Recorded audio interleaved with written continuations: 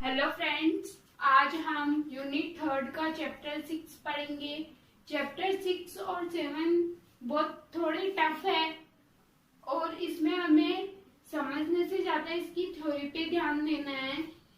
तो हमारा 6 चैप्टर है वो आकृतिक प्रक्रियाएं। तो हम सबसे पहले इस चैप्टर के इंट्रोडक्शन परिचय की बात करते हैं। तो कि पृथ्वी का धरातल असमान है और इस असमानता के पीछे पृथ्वी की आंतरिक शक्तियां जिम्मेदार हैं। यानी कि जो हमारी पृथ्वी की धरातल है, जो भूपटपट्टी है, वह असमान है, यानी कि उबड़ खाबड़ है और इसके पीछे पृथ्वी की आंतरिक शक्तियां यानी कि धरती के अंदर की जो शक्तियां हैं वह जिम्मेदार हैं। और ये शक्तियां स्थल मंडलीय प्लेटों को गतिमान करती है, जिससे धरातल पर विभिन्न स्थल रूपों की रचना होती है और पृथ्वी का धरातल असमतल हो जाता है। यानी कि धरातल पर अनेक प्रकार से स्थल रूपों की रचना होना, जिसकी वजह से धरातल असमतल हो जाता है, उबड़ खाबड़ रहता है, समतल नहीं रहता है। और इन शक्तियों को विवर्तन की शक्तियां कहते हैं। जो उसका पृथ्वी का धरातल असमतल होता है उन शक्तियों को हम विवर्तन की शक्तियां कहते हैं।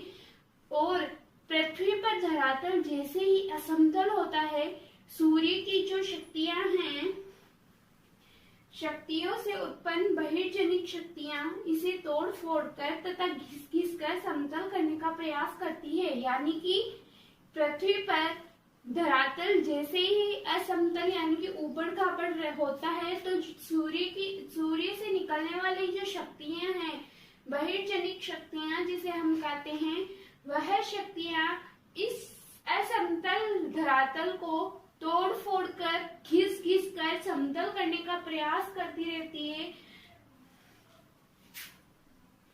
और आंतरिक शक्तियां तथा बाहरी शक्तियों के इस खेल से पृथ्वी पर भू आकृतियां बनती है और संवरती रहती है। यानी कि ये जो सूर्य की शक्ति से उत्पन्न जो शक्तियां हैं, वह धरातल को तोड़ फोड़ कर घिस कर समतल बनाने का जो प्रयास करती है, ये जो कार्य है ये निरंतर चलता रहता है। और इसी प्रकार इन्हीं जो आंतरिक शक्तियां और जो बाहरी शक्तियां, इन्हीं शक्तियों के कारण जो हमारी भू आकृतियां है वह बनती रहती है और संवरती रहती है। ये जो दोनों क्रियाएं हैं वह धरातल पर निरंतर सक्रिय रहती है।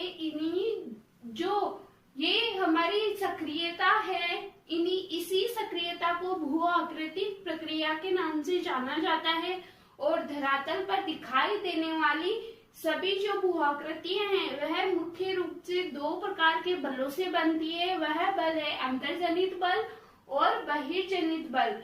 अंतर्जनित जो बल है वह धरातल को ऊपर उठाती रहती है, जबकि बाहरी जो शक्तियां उन्हें लगातार समतल करती रहती है। यानी कि अंतर्जनित बल यानी कि धरातल के अंदर की तरफ, और बहिर्जनित बल यानी कि धरातल के बाहर की तरफ। अंतर्जनित यानी कि आंतरिक बल हम इसे बोल सकते हैं कि अंदर से जो शक्तियां होती है वह ऊपर की ओर दबाव लगाती है, तो वह जो धरातल है वह ऊपर की ओर उठती है।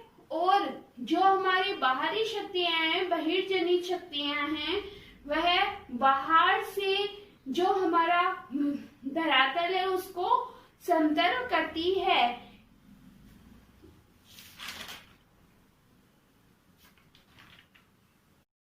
अब हमारा जो टॉपिक स्टार्ट होता है वह होता है बलों के प्रकार से, कि बलों के प्रकार कौन कौन से हैं उनके बारे में हम पढ़ेंगे।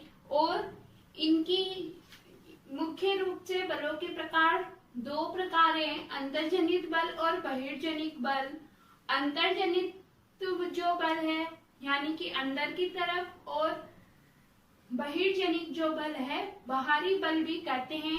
अंतर्जनित बल को मुख्य रूप से दो रूप में बांटा गया है और बहिर्जनित बल को मुख्य रूप से तीन रूपों में बांटा गया है। तो हम सबसे पहले अंतर्जनित बल में देखेंगे कि दो कौन कौन से प्रकार हैं। फर्स्ट है पटल विरूपण और सेकंड है ज्वालामुखीयता। और जो बहिर्जनित बल है उसमें तीन प्रकार है मुख्य रूप से, अपक्षय, बृहद संचलन और अपर्दन और निक्षेपण।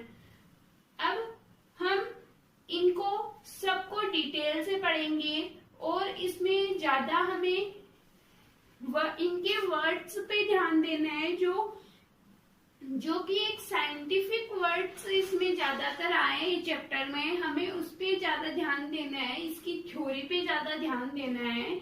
ये इस चैप्टर का सबसे मोस्ट टॉपिक है बलों के प्रकार, इसको हमें अच्छे से पढ़ना है।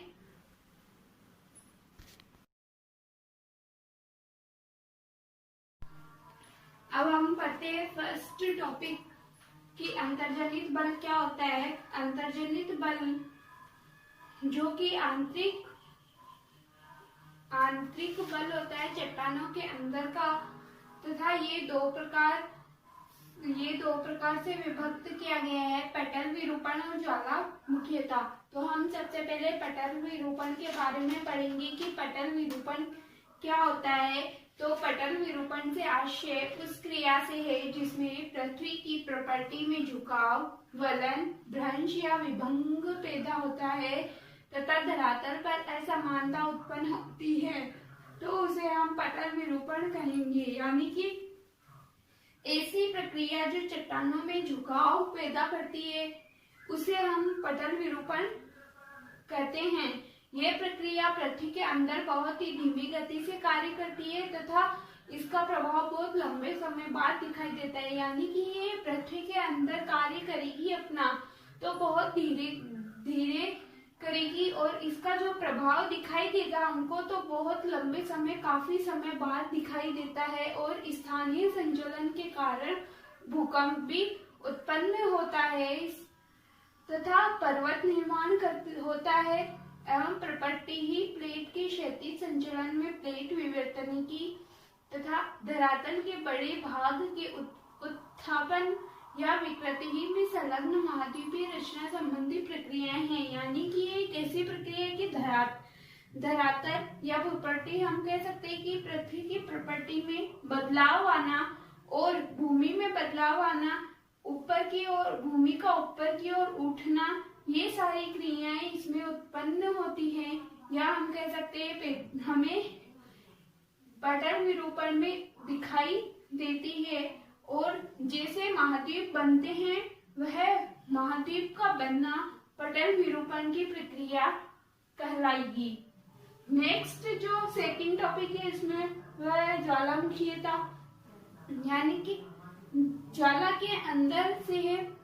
का अंदर से बाहर की ओर निकलना, यानी कि ज्वालामुखी और ज्वालामुखीयता इन दोनों में डिफरेंस है।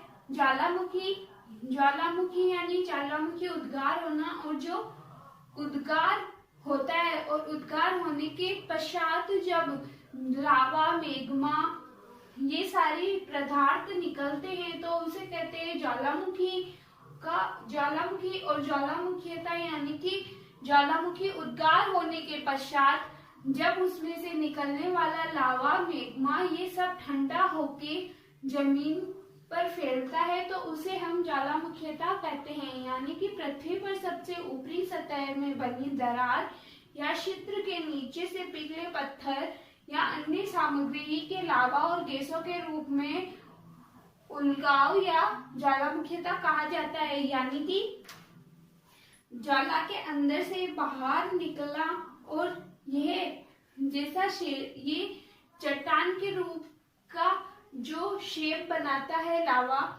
उसे हम ज्वालामुखीयता कहते हैं। विस्फोट के साथ लावा का जम जाना और गैस के रूप में विस्फोट होना, जमना व विस्फोट होना जो प्रक्रिया है उसे हम ज्वालामुखीयता कहते हैं। और लावा का ऊपर आना और वहां जमकर ठोस रूप लेना दोनों ही इस प्रक्रिया में शामिल होते हैं।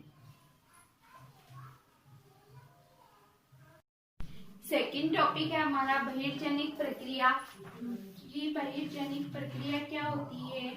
ये बहिर्जनिक भू आकृतिक प्रक्रिया से आशय उन सभी प्रक्रियाओं से जो धरातल पर बाह्य रूप से परिवर्तन लाती है, यानी कि जो हमारी भूमि के ऊपर से जो भी परिवर्तन होता है वह बहिर्जनिक प्रक्रिया है। इन प्रक्रियाओं को अनाच्छादन के अंतर्गत रखा जाता है, जिसमें अपक्षय, वृहद संचलन, अपरदन और निक्षेपण आदि सब सम्मिलित होते हैं तथा इनको दो भागों में इनको मुख्य रूप से 3 प्रकार से बांटा गया है।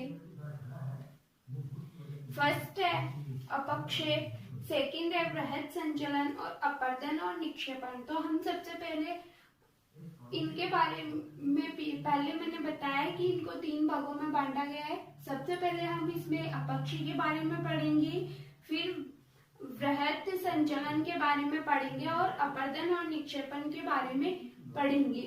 तो हम अपक्षय के बारे में पढ़ते हैं कि अपक्षय क्या होता है। अपक्षय वह प्रक्रिया है जिसमें बाहरी कारकों जैसे पवन, वर्षा, तापमान, सूक्ष्म जो जीवाणु होते हैं वो, पौधे और जीव जंतु द्वारा चट्टानें विघटित और अपघटित होती रहती है, उन्हें हम अपक्षय कहते हैं।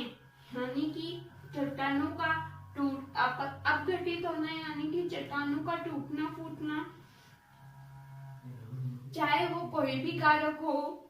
तो हम नॉर्मल लैंग्वेज में देखें तो अपक्षय वह प्रक्रिया है जिसमें बाहरी कारक, यानी कि बाहरी कारक तो कोई से भी कारक हो सकते हैं, बहुत से कारक है, उन सभी कारकों से चट्टानों का टूटना फूटना अपक्षय कहलाता है। अपक्षय का महत्व क्या है कि चट्टानें छोटे टुकड़ों में बंटकर मृदा निर्माण में सहायक होती है, यानी कि ये चट्टानें छोटे टुकड़ों में बंटकर छोटे टुकड़ों में कब बढ़ती हैं?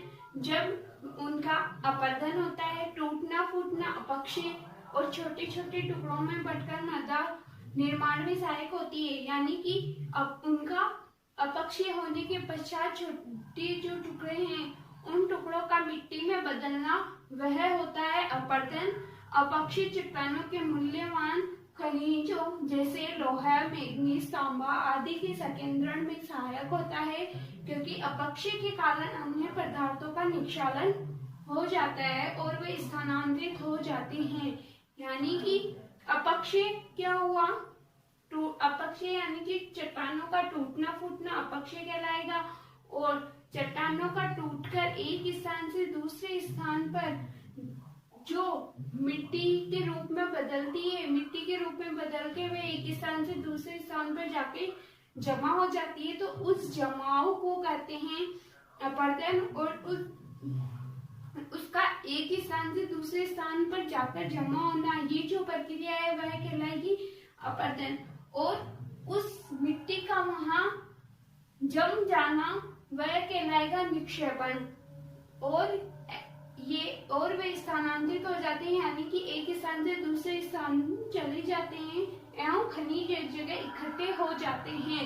वह एक जगह इकट्ठे होंगे तो उनका निक्षेपण होता है, और जब वे एक स्थान से दूसरे स्थान पर स्थानांतरित होते हैं जाते हैं तो वह अपरदन कहलाता है।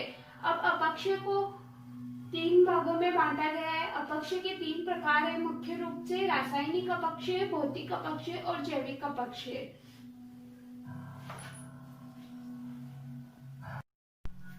अब हम पढ़ेंगे रासायनिक अपक्षय के प्रकार। सबसे पहले हम पढ़ते हैं कि रासायनिक अपक्षय क्या होता है। रासायनिक अपक्षय को निम्न उदाहरणों द्वारा समझा जा सकता है। जैसे हम बात करें कि नमक की एक डली को आर्द्र स्थान पर रखने से वह गल जाती है और खत्म हो जाती है।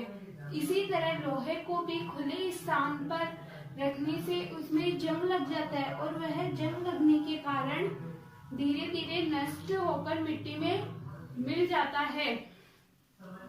यानी कि लोहे का गलना, नमक का गलना, वैसे ही चट्टानों का गलना अपक्षय कहलाता है। इसी प्रकार रासायनिक अपक्षय में लोहे का गलना, नमक का गलना रासायनिक अपक्षय कहलाता है। रासायनिक यानी कि केमिकल जिसे हम बोलते हैं वह। अब रासायनिक अपक्षय में नमक का गलना और लोहे का नष्ट होना, ये तो हुई रासायनिक प्रक्रिया, तथा यही प्रक्रिया चट्टानों के साथ भी होती है, जिसे हम रासायनिक अपक्षय कह सकते हैं। अब रासायनिक अपक्षयों को मुख्य रूप से 4 प्रकारों में विभक्त किया गया है। वह 4 प्रकार कौन कौन से हैं? फर्स्ट है विलयन। विलयन यानी कि घुलना या मिलना। जैसे यहाँ लिखा है कि कई प्रकार के खनिजों का जल में घुल जाना, यानी कि चट्टानों में मौजूद कई प्रकार के खनिज होते हैं जो कि जल में घुल जाते हैं, जैसे नाइट्रेट, सल्फेट एवं पोटेशियम, ये सभी घुल जाते हैं। और इस तरह अधिक वर्षा वाले जो क्षेत्र हैं तथा आर्द्र जलवायु में ऐसे खनिजों से युक्त शैलें यानी कि चट्टानों का अपक्षय हो जाता है। नेक्स्ट है कार्बोनेशन, यानी कि कार्बन डाइऑक्साइड से कार्बनिक अम्ल का निर्माण और उस अम्ल का चट्टानों में मिलना, यानी कि वर्षा के हमने माना कि बारिश का जो पानी है उसमें घुले हुए कार्बन डाइऑक्साइड से कार्बनिक अम्ल का निर्माण होता है, तथा ये अम्ल चूना युक्त चट्टानें होती है उसको घुला देती हैं और जिससे उनका अपक्षय हो जाता है, यानी कि चूना पत्थर की जो चूने की चट्टानें है उसका घुलना कार्बोनेशन है।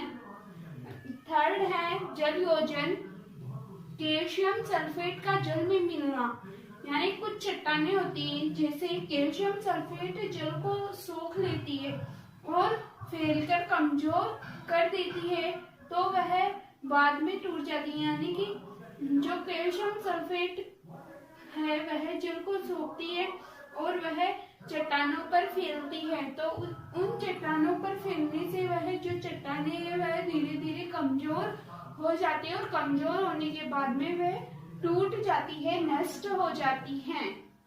और फोर्थ जो प्रकार है रासायनिक अपक्षय का वह है ऑक्सीकरण। अब ऑक्सीकरण यानी कि इससे नाम से पता चल रहा है कि ऑक्सीजन से घुला जल जो चट्टान को नष्ट कर देता है, यानी कि लोहे पर जंग लगना ऑक्सीकरण का अच्छा उदाहरण हम मानते हैं। तो चट्टानों के ऑक्सीजन गैस के संपर्क में आने से जो प्रक्रिया होती है उस प्रक्रिया को हम वायुमंडल और जो हम ऑक्सीजन युक्त जल के मिलने से होती है तो उसे हम कह सकते हैं कि ऑक्सीजन से जुड़ा या घुला जल चट्टानों में मिल जाए तो चट्टानें नष्ट हो जाएगी। नेक्स्ट जो हमारा सेकेंड टॉपिक है वह है भौतिक अपक्षय। कि भौतिक अपक्षय क्या क्या होता है? यह प्रकृति के कारण होता है। भौतिक अपक्षय के कारण चट्टानें छोटे छोटे टुकड़ों में टूट जाती है और जिनके कारण वह गुरुत्वाकर्षण बल, तापमान में परिवर्तन, शुष्क और आर्द्र परिस्थितियों का अदल बदल कर आना जैसे कारक जिम्मेदार होते हैं भौतिक अपक्षय में। फिर हम बात करते हैं कि भौतिक अपक्षय की प्रक्रियाएं कौन कौन सी है। मुख्य रूप से 4 प्रक्रियाएं: भार विहीनीकरण और विस्तारण, सेकंड है तापक्रम में परिवर्तन एवं विस्तारण, थर्ड है हिमकरण, पिघलन और तुषार भेजिंग, और फोर्थ जो है वह है लवण अपक्षय।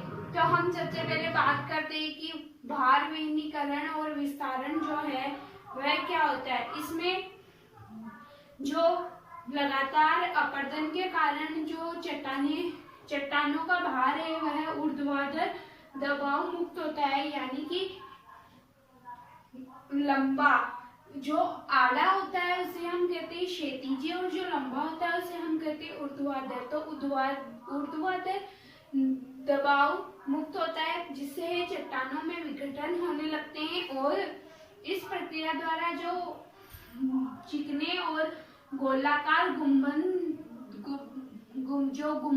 होते हैं उनकी जो आकृतियों में वह शेप बनता है तो उसे हम अपशलकन गुंबद भी कह सकते हैं या फिर भार विनीकरण भी कहते हैं। तथा विघटन यानी कि टूटना, यानी कि जो चट्टानें होती है उनका टूटना भार विनीकरण कहलाता है। सेकेंड है तापक्रम में परिवर्तन एवं विस्तारण। तापक्रम में परिवर्तन एवं विस्तारण यानी कि शुष्क जो जलवायु होती है वह अधिक ऊंचे क्षेत्रों में जहाँ दैनिक तापांतर बहुत अधिक होता है वहां होती है ज्यादातर।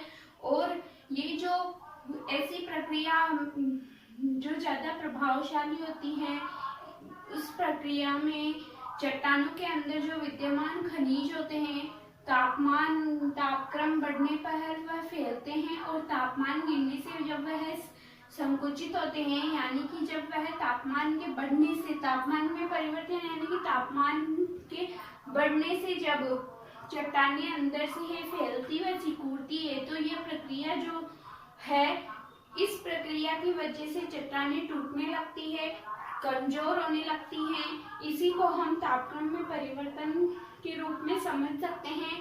थर्ड है हिमकरण, पिघलन और तुषार विनिमय। हिमकरण यानी कि बर्फ के बने जो पर्वत है वह जो चट्टानों के बीच में दरार होती है, उस दरार में पानी के भर जाने के कारण और तापमान गिरने से जो जल है वह हिम यानी कि बर्फ में परिवर्तित होता है और जो बर्फ बनने से आयतन बढ़ता है जो शेलों पर दबाव डालता है और इसी प्रक्रिया से शेलें टूट जाती हैं। और जो फोर्थ है लवण अपक्षय, वह लवण अपक्षय यानी कि नमक के कारण शेलों में तापीय क्रिया जो जलयोजन यानी कि शेलों यानी कि जो चट्टानें हैं उनमें तापीय क्रिया, जलयोजन एवं क्रिस्टलीकरण, ये जो तीनों चीजें हैं वह लवणों का फैलाव होता है इनमें और कणिक विघटन या शलंकन के कारण होता है। तो हम इस प्रकार इनको समझ सकते हैं। हमारा जो थर्ड जो अपक्षय का प्रकार है वह है जैविक प्रकार। इसमें जीवों की वृद्धि या संचलन से उत्पन्न अपक्षय एवं भौतिक परिवर्तनों से खनिजों का स्थानांतरण होता है और मानवीय क्रियाएं भी जैविक अपक्षय में सहायक होती है, यानी कि चट्टानों की तोड़फोड़ होती है जिस कारण जीवों के द्वारा वह तोड़फोड़ के कारण जब एक जगह से दूसरी जगह स्थानांतरित हो जाते हैं और इसमें तोड़फोड़ के कारण कुछ मानवीय क्रियाएं भी होती है जो कि जैविक अपक्षय को प्रभावित करती है और जीव जंतु भी होते हैं जो कि इनको प्रभावित करते हैं, जैसे केंचुओं, दीमकों, चूहों इत्यादि जो जीव है वह चट्टानों में बिल खोदने के द्वारा नई सतह का निर्माण करते हैं। जैसे वो बिल खोदते हैं तो वो मिट्टी का रूप ले लेती है और उसमें नई चट्टान का निर्माण होता है। जैसे पौधों की जड़ें धरातल के पदार्थों पर जबरदस्त प्रभाव डालती है और उन्हें यांत्रिक ढंग से तोड़कर अलग कर देती हैं। नेक्स्ट टॉपिक है हमारा वृहद संचलन। इसके अंतर्गत वे सभी संचलन आते हैं जिनमें शेलों का वृहद मलबा गुरुत्वाकर्षण के सीधे प्रभाव के कारण ढाल के अनुरूप स्थानांतरित हो जाता है और वृहद संचलन में गुरुत्वाकर्षण शक्ति सहायक होती है, यानी कि शेलों का वृहद मलबा यानी कि जो चट्टानें होती है उनका जो मलबा होता है वह उस पर सीधे गुरुत्वाकर्षण का जो प्रभाव है वह प्रभाव पड़ता है और वह प्रभाव पड़ने के कारण वह ढालों के जिस तरफ चट्टानों की ढालें होती है उस तरफ वह प्रवाहित होता है और वहां जाकर जम जाता है। और इसका मतलब है कि वायु, जल, हिम ही अपने साथ एक स्थान से दूसरे स्थान तक मलबा नहीं ढोते, यानी कि हम देखें कि जो गुरुत्वाकर्षण शक्तियां होती है उन्हीं के कारण जो मलबा होता है वह एक स्थान से दूसरे स्थान तक पहुंचता है, जो हवा होती है, बर्फ होती है और जो पानी होता है वह अपने साथ बहाकर नहीं लाते हैं उन मलबे को। इस पे पूरा जो है वह गुरुत्वाकर्षण जो शक्ति होती है वही मेन है इसमें, कि गुरुत्वाकर्षण शक्ति का ही इस पे ज्यादा बल होता है।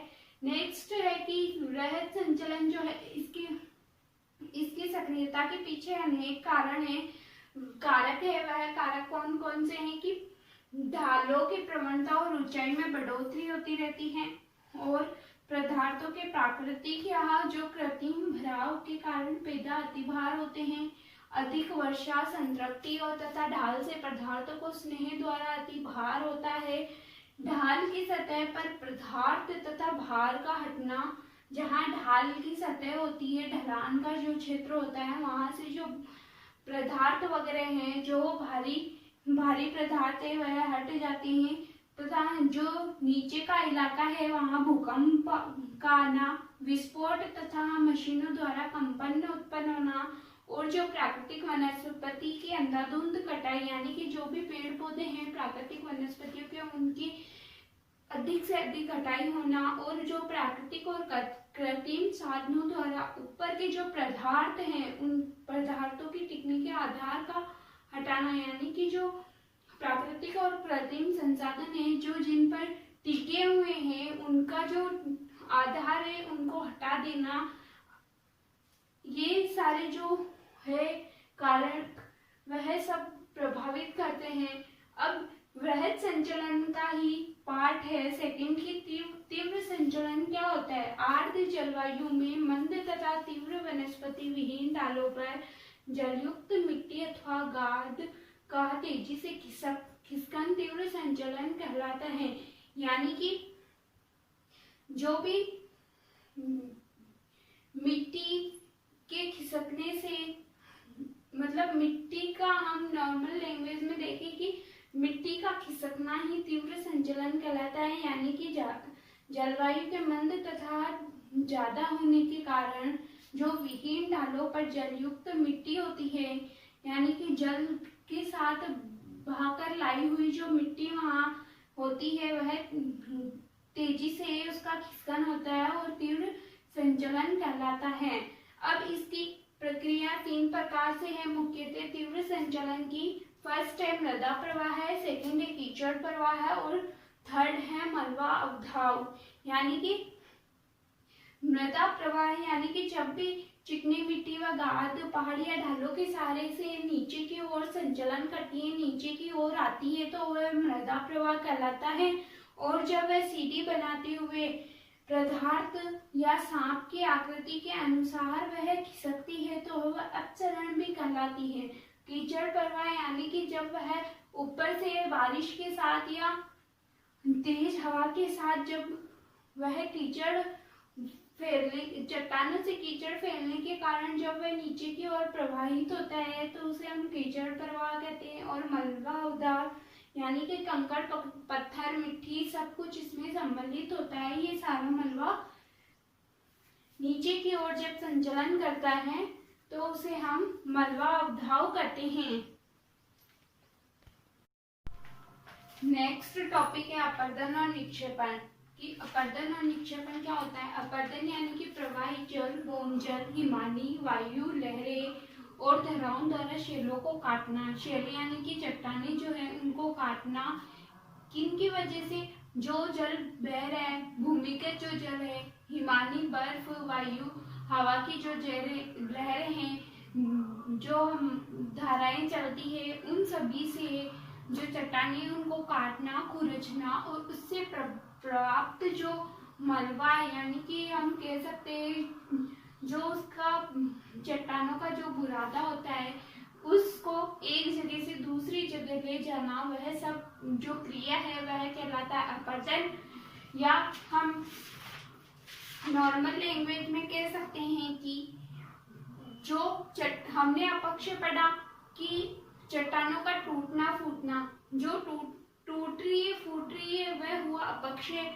और जब वह टूटी फूटी चट्टानें एक स्थान से दूसरे स्थान पर जाकर जमा हो जाती है, उसे उस जमाव को हम जो एक स्थान से दूसरे स्थान जो आने जाने की क्रिया है, एक स्थान से दूसरे स्थान पर जाने की जो क्रिया है, उस क्रिया को कहते हैं हम अपर्दन। और जो निक्षेपण है, यह अपर्दन का परिणाम होता है। जब ढाल में कमी आ जाती है तो अपरदित पदार्थ का निक्षेपण अर्थात जमाव शुरू हो जाता है। यानी कि जब अपर्दन में एक स्थान से दूसरे स्थान पर जो मिट्टी या जो मलबे जाते हैं तो उनका एक जगह से दूसरी जगह जाना तो कहलाएगा अपर्दन। और जब वह वहां जाकर जम जाते हैं तो उससे उस जगह जमना कहलाएगा निक्षेपण। फिर नेक्स्ट हम बात करते हैं कि मृदा क्या होती है। मृदा धरातल पर प्राकृतिक तत्वों का समूह है जिसमें जीव जंतुओं तथा पौधों को पोषित करने की क्षमता होती है। यानी कि हम कुछ भी कार्य करें उसमें हर चीज में हमको मृदा की आवश्यकता होती है। हमें पेड़ पौधों को लगाना है तो मृदा की आवश्यकता होगी। कुछ कृषि संबंधी कार्य करना है तो मृदा की आवश्यकता होती है। पोषित करना यानी कि पालन पोषण करने की जो क्षमता होती है वह मृदा की होती है। नेक्स्ट है जो मृदा से संबंधित विज्ञान है, वह कौन सी विज्ञान है? वह विज्ञान है पेडोलॉजी विज्ञान। अब लास्ट हम बात करते हैं कि मृदा निर्माण को प्रभावित करने वाले कारक कौन कौन से हैं। मुख्य रूप से जलवायु, मूल पदार्थ, उच्चावच, जैविक क्रियाएं और समय, ये जो 5 कारक है वह मृदा को प्रभावित करते हैं। जलवायु कैसी कि यह जो जलवायु है वह जो मूल चट्टानें होती है उनको उन मूल चट्टानों को प्रभावित करती है। और अधिक वर्षा जब होती है, वर्षा के साथ मिट्टी और ह्यूमस की मात्रा को बढ़ाती है। लेकिन भारी वर्षा के कारण मिट्टी के उपजाऊ तत्व जो हैं उनको जलवायु नुकसान पहुंचाती है। सेकंड है मूल पदार्थ की, जिस प्रकार चट्टानें जो होती है उनका अपक्षय होता है तो मिट्टी का प्रकार भी वैसा ही होता है। कि जैसे हम उदाहरण देखें कि दक्षिण भारत की जो मिट्टी है वहां की आधार जो शेलें हैं, शेलों के कारण काली है। यानी कि जो जहाँ की चट्टानी जिस कलर की होगी वहां के आसपास की मिट्टी भी वैसे ही होगी। जैसे दक्षिण भारत की मिट्टी काली है, दक्षिण भारत की चट्टानी काली है तो मिट्टी भी काली ही पाई जाती है। थर्ड है उच्चावच, जो पहाड़ी भाग है, पहाड़ी भागों में मिट्टी की जो परतें होती है वह बहुत ही पतली होती है। और जबकि जो मैदानी भाग होते हैं वहां की मिट्टी की जो परतें होती है उनकी मोटाई अधिक होती है। उच्चावच यानी कि उनके जो हम कह सकते हैं कि उनका आकार कैसा है, पतला है या मोटा है। तो वह जैसे पहाड़ी भागों में बात करें तो वहाँ पतली परत होती है और जो हमारा मैदानी भाग की बात करें तो वहाँ की मोटी परत होती है। अब नेक्स्ट जो फोर्थ है जैविक क्रियाएं कि वनस्पति आवरण और सूक्ष्म जीवों की जो उपस्थिति है वह मृदा को अधिक उपजाऊ बनाती है। और लास्ट है समय की लंबी कालावधि में बनी मिट्टी अधिक समृद्ध एवं उपजाऊ होती है। तो हमारा 6th चैप्टर कंप्लीट होता है। Thank you so much. Please like, share and subscribe.